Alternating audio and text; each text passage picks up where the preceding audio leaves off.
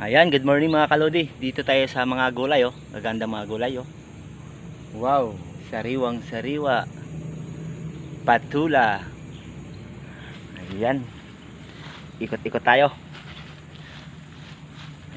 Ayan. Yung ka-idol nag-ikot-ikot dito sa mga gulayan. Mga gulay oh. Ayan, yung kalabasa pala. Kapal na. Kaso lang medyo madamo yung lugar. Pero kumapal talagang kalabasa.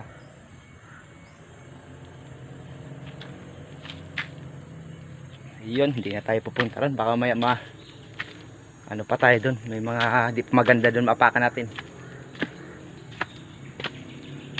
Yun. Ay, mulberry to ah. Oh, ang taba ng mulberry oh. Mulberry to, di pa nagbunga. Ang taba ng mulberry.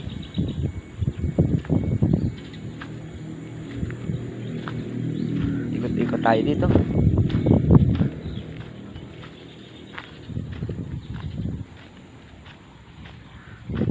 Ang taba ng kalabasa oh. Yan. Baba tayo dito.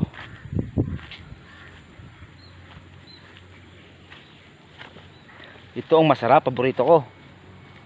Yan oh. Sarap yan sa mga isda. Sabawan, isdang sinabaw. Kung ano, yung tawag nito tinulang isda ba? Yan, sarap yan. Talilong. Yun ang masarap. Tapos ayun, ang kanyang mga gulay dito. Yung mga kalabasa niya, samot-samot sari, yung ano, kanyang taniman. Ayan. Sari-sari. Ayan, eggplant. Ayan yung eggplant. May mga bunga sa ilalim. Tatakpan ng mga kamuting kahoy. Ayan mga kalodi. Iniikot-ikot. Bumalik tayo ito sa ating binidyohan dati at nilapitan natin yung mga gulay.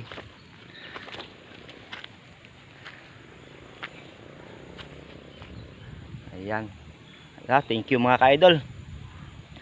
For today's video ay maraming salamat sa mga nanood sa aking mga video. At kung may makano, paki-share, in-follow na lang, paki-follow na lang ating profiles no. At maraming salamat po mga ka-idol.